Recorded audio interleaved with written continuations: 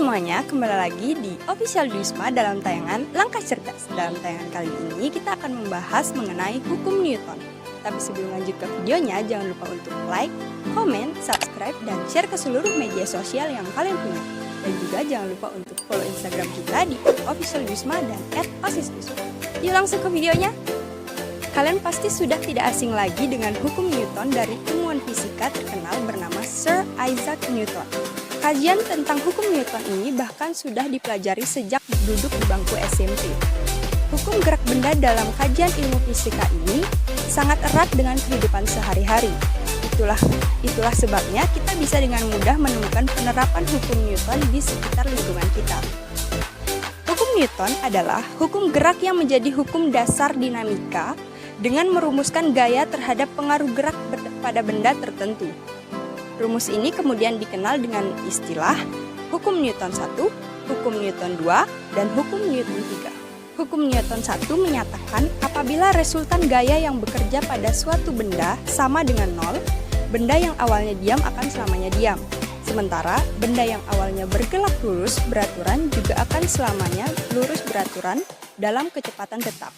Contohnya, ketika naik motor yang bergerak cepat lalu tiba-tiba direm, maka penumpang di belakang akan otomatis terdorong ke depan.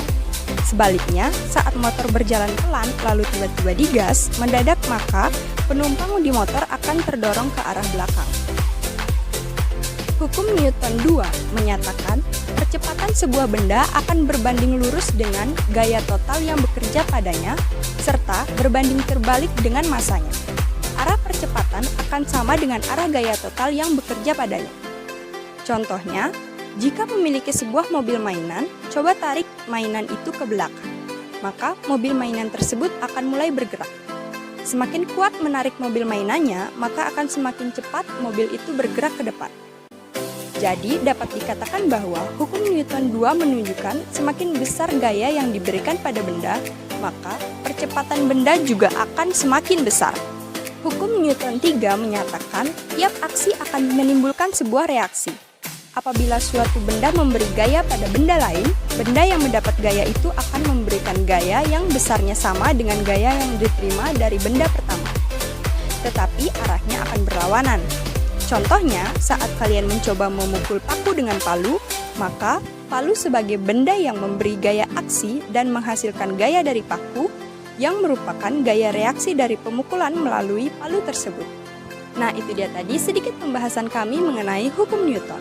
Semoga tayangan kali ini bermanfaat bagi kalian ya. Thank you for watching and see you on the next week. Bye!